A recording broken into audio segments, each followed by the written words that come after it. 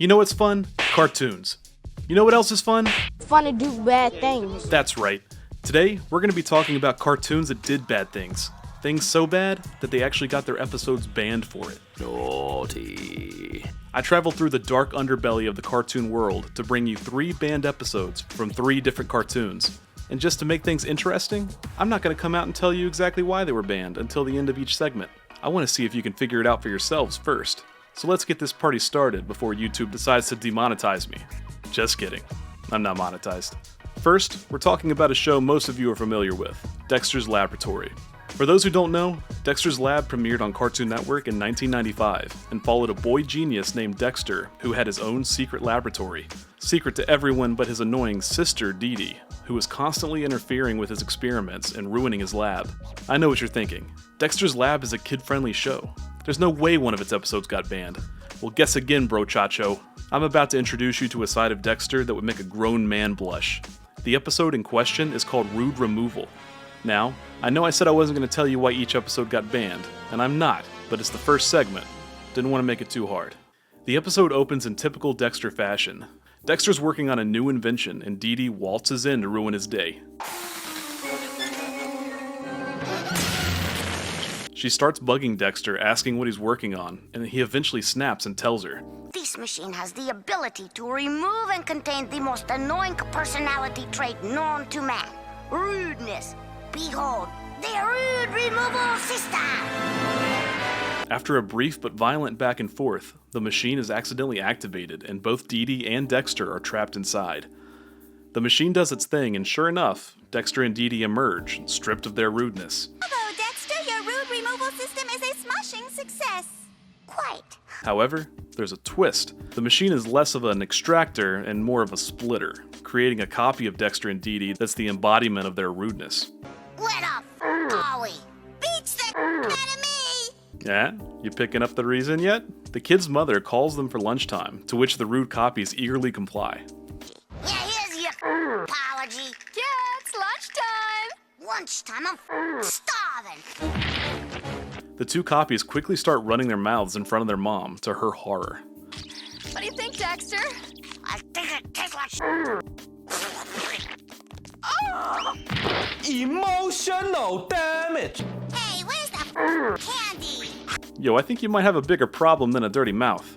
The rude copies start a profanity-laced food fight until their mother finally loses it and sends them to their room forever. Cue the 2 polite versions of Dexter and Dee Dee to arrive. Oh, hello, Mother. Are you in need of us? Now I'm gonna get a bar of soap to wash out your filthy little mouths, and when I get back, I want to see this place spotless! Oh, my. The nice versions prepare to clean up the mess, while the rude copies are busy destroying Dexter's lab. Both pairs eventually confront each other in the lab, and the nice copies trick the rude pair into returning to the Rude Removal System, where they're able to reverse the process. I hope nobody goes into the Rude Removal System, where they could duplicate themselves even more. Yeah! Dexter and Dee Dee are finally back to normal and return to their room, just in time to get a sweet mouthful of that Irish Spring. Now to clean those filthy mouths. Oh, shit. Whoops. Okay, so it's pretty obvious why this episode got banned, but I'll explain it slowly for the ones of you that disliked this video already. It's because of the language. I don't know how in the world the creators of this show thought this episode was going to get greenlit. It was supposed to air during the show's 2nd season in 1998, but was immediately rejected and banned by the network. I had no idea that the episode existed, and the only times it saw the light of day was at animation festivals, but now it's on YouTube for the whole world to fucking enjoy. Alright, so you got the first one easy enough. That was easy. Let's move on to our second banned episode. For this segment, we're looking to another old classic. Mama had a chicken. Mama had a cow. Dad was proud. He didn't care how. Cow and Chicken might be a little more obscure to younger viewers, but us old people remember just how bizarre this show was. The show centered around brother and sisters, Cow and Chicken, and their human parents that are just legs. Don't ask. The show was pretty weird and gave off some serious Ren and Stimpy vibes. Also, the devil is one of the characters. Just thought I'd throw that in there. There are a ton of strange Cow and Chicken episodes, but the episode in question today is Buffalo Gals. The episode opens with Cow and Chicken's parents calling them down for dinner. Toasted wildebeest, come and get it! Last one gets quick sour milk. Toasted wildebeest, though, I get it. Before they can dig in, there's a loud rumbling at the door, and an all-female biker gang bursts through the door and into their living room, where they proceed to start eating the family's carpet. Excuse me, sir, but who are you guys? We're the Buffalo Gals! Don't let him get me! Don't let him get me! They're not after you! They eventually finish up, and on their way out, due to her appearance, invite Cow to join their gang. Chicken naturally protests, but Cow insists and goes to join them and rides to their clubhouse/fort. She's initially confronted, but after showing her card from the leader, Munch Kelly, she's welcomed in as a Buffalo Gal. She's with me! And they all sing and dance to the tune of Oh yes, pretty boys, we're coming out tonight! Coming out tonight! Coming out tonight! Oh yes, pretty boys, we're coming out tonight! And dance by the light of the moon!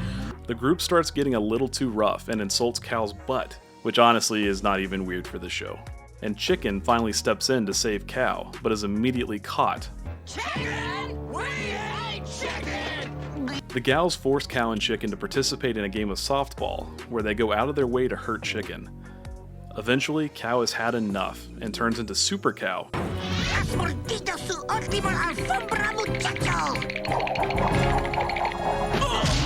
and takes care of the Buffalo Gals once and for all. The two return home, and like us, witness one of the many red flags. There's a moral to this story. But it's a secret!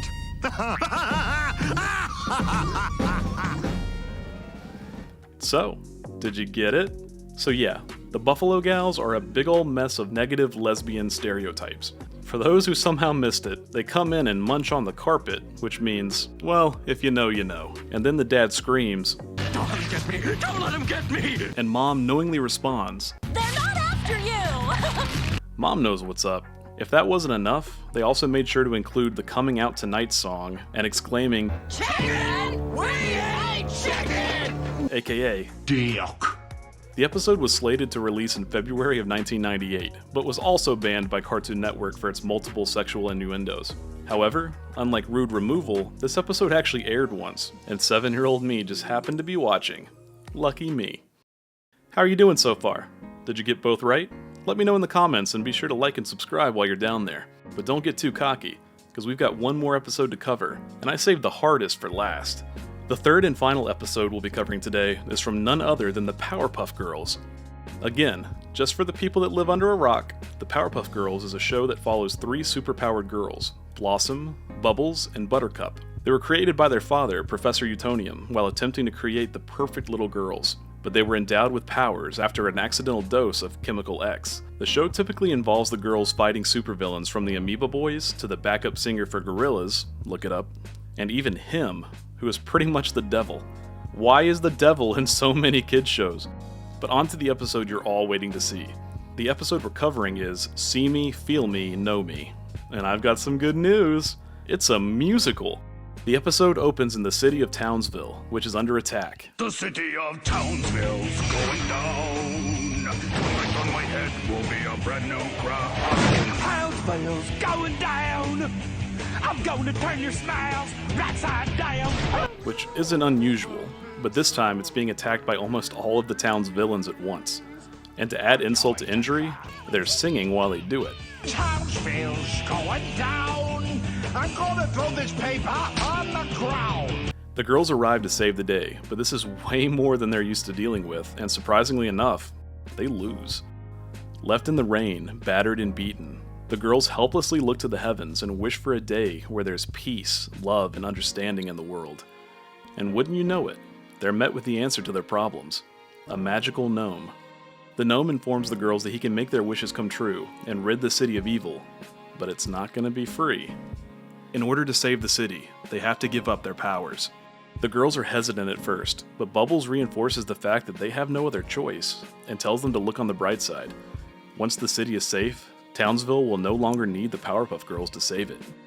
We can finally be normal little girls. Yeah. Which is honestly heartbreaking. They agree to make the deal, and the gnome holds up his side of the bargain, taking the girls' powers and ridding the town of all evildoers.